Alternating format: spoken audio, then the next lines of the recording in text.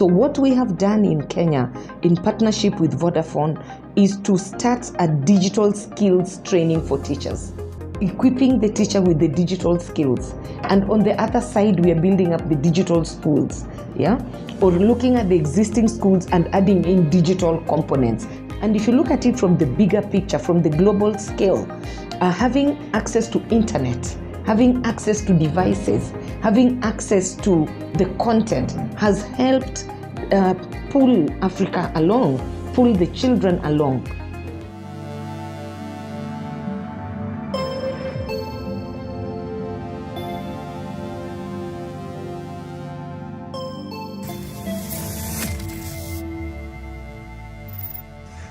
Welcome to ITWeb TV. I'm Sibahle Malinga, coming to you live from the Nelson Mandela Foundation offices in Johannesburg.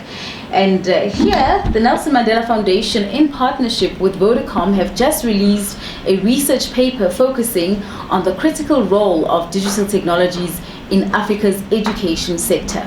Well, I'm not alone. I'm joined here by Karen Basia, who is from Safaricom. Karen, thank you so much for joining us. Thank you for the invite. Happy to be here this afternoon with you. Oh yes, and I thoroughly enjoyed your presentation there earlier this morning. But before we get to that, tell us a bit about your role with Safaricom. And I know that Safaricom has done quite an extensive work in Africa's education sector. Tell us a bit about that as well. So I'm the director in charge of sustainable business, social impact, and the foundations. So my role covers the foundations, from philanthropy to ensuring that Safaricom will be around for the next 100 years. When you look at our education portfolio as Safaricom, we've worked with developers from developing education apps that cater from the lower primary to higher primary, all the way to secondary school revision tools. But over and above that, we've also been able to develop digital kind of skills within the TVET centers, the technical and vocational centers. So as a business, we do cover education from cradle till the end, just to give the Kenyan youth and the Kenyan children a chance at digital skills. Oh, we're going to be talking and digging more into those educational apps in just a moment. But right now, I think it's important for us to focus on some of the key findings of this research paper. And one of those are, I think we all know the critical importance of digital technologies across Africa's education space. Africa's education space has been marred by so many challenges, and digital technologies have been able to actually resolve quite a lot of those. Let's start with what are these challenges exactly, and what important role has been played by digital technologies in combating some of these problems? I think if you look at quality and accessibility of education as one of the challenges, and the pandemic did bring this out clearly, that when the countries closed and the schools closed, many students did not have access to education or revision tools, and that's one of the key challenges. So if you look at how at Safaricom and how other people have done, digital technologies bring in inclusivity and equity, so that those who are left behind still had a way to revise and access. And if you look at it from the bigger picture, from the global scale, having access to internet, having access to devices, having access to the content has helped pull Africa along, pull the children along. So you could be seated in the comfort of your house, but studying at Harvard. So access, digital technologies do open access, and affordability is an issue. So when you look at now you have the access, how does it become affordable to have data and the likes? So then subsidized data just for education content comes into play. In some parts of Africa, electricity is a challenge, right? So also, how do we get electricity, or can I say computer access, with booths that use solar so that people can access the digital content? So digital skills and digital access is very critical to leapfrog the rest of the continent into this new world of education. Absolutely. So digital technologies are quite critical when it comes to not just the learning space, but also the teaching space both physically as well as online. And now one of the findings of this study is also that as much as we all agree on the importance of digital technologies, it hasn't necessarily helped all the countries to achieve those expected outcomes. And what are the reasons behind that?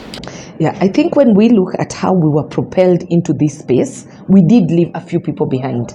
So for instance, we realized that we were expecting the teacher to convert from brick and mortar into a digital teacher.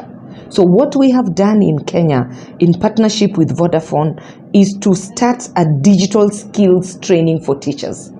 We want our teachers to be ready. So any teacher who will leave the teacher training college, there are 34 of them in Kenya, 18 we are starting this year, equipping the teacher with the digital skills. And on the other side, we are building up the digital schools, or looking at the existing schools and adding in digital components, adding in technology. So we will have the teachers ready and the classrooms ready, and then they can impart this knowledge to the students, so that we are not leaving the teachers behind and focusing on the students, and also looking at the parents, so that they are part and parcel of this journey. So to me, when I see where we are going with digital technologies, it's a journey. It's a journey in opening up access, in bringing everyone together on this journey of digitization. I love the analogy that was used during the roundtable discussion, where at some point somebody spoke about how teachers in a rural school were actually given smartphones to help them teach these pupils, and many of them were actually grappling, with those PDF files and those learning tools on the phones. So clearly, we still have a lot of room for improvement in that area. Now, one of the other findings is that now we know that by 2030, Africa is going to have the highest number of young people in the world. And so that means we're going to be really tasked with the massive duty of ensuring that these young people not only have access to education, but that they have access to good quality education. And I know for a fact that online schooling is going to be playing quite an important role in that area, particularly because we're already seeing how online schooling is creating safer learning spaces. We have an issue of not having enough schools in Africa, and online schooling has been also resolving some of those issues. We don't even have enough teachers. So when the online schooling space allows us to have one teacher taking care of quite a number of pupils. But let's just talk about the role that online school actually plays in finding solutions to some of these issues, and perhaps you can also later give us a case study of how Kenya is dealing with online schools. I think for me, we are at the cusp of something great as a continent.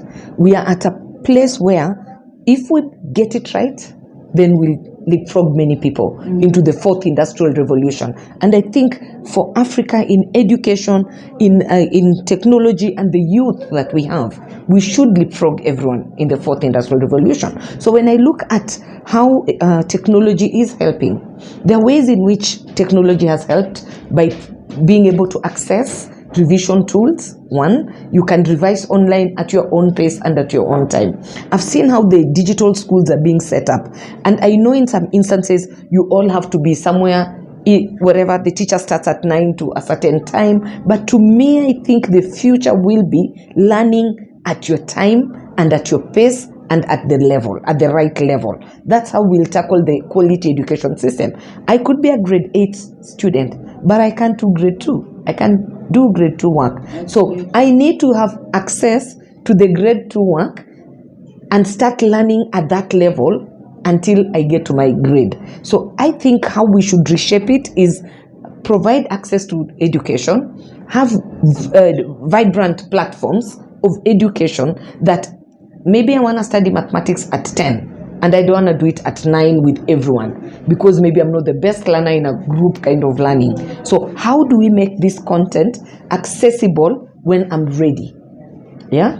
And I feel like some of the adults were left behind.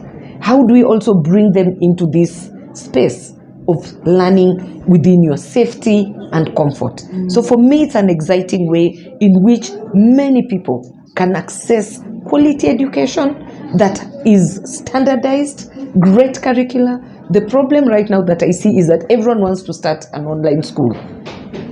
Who is regulating this space? Who is ensuring that the curriculum and content that is being delivered is quality? But as a first step, we have access. Absolutely, and of course, it's not a one-size-fits-all, as you mentioned. Gives you the convenience of being able to study at your own pace for just those requirements which you need it for. So let's talk a bit about regulation. I want us to talk about regulation and the fact that you've just mentioned yourself that regulation can actually create a more conducive environment for education across Africa. We've seen a lot of scrupulous players. But apart from just the criminal element of it, it's important to have a set of guidelines and rules on how to approach this new frontier in technology. So how will regulation play an important role in creating a conducive environment? I think for me, regulation is an enabler.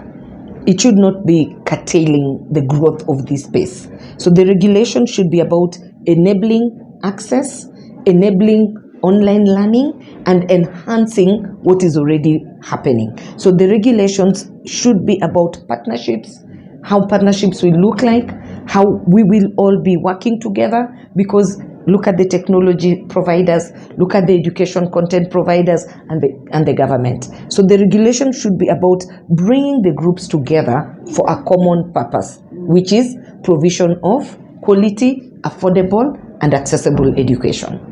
And my final question for those who are watching this space, what can we expect in Africa's education system in the next 5-10 years' time? Anything new that's worth looking out for? I think looking at where we are as Africa and looking at what we want to do, the spirit is right, technology is there, and if we combine technology and the correct human spirit underlying our education system, we'll be unbeatable as Africa. I'm very, very optimistic because in Africa we have the biggest youth groups. Yeah, we have more young people than the rest of the world. If we skill these people correctly, we will be the manpower of the world. We will power the world with our youth having gotten the right skills and having gotten the right education. I am very optimistic that the education landscape will change by introduction of technology in the learning spaces. Well, thank you so much, Karen. Well, as they say, it is up to us as Africans to resolve the issues faced by Africa. Nobody's coming. Nobody's going to come and rescue us. We need to get up and start finding viable solutions of combating some of these challenges, particularly within the education sector. Truly. Thank you so much. Thank you so much.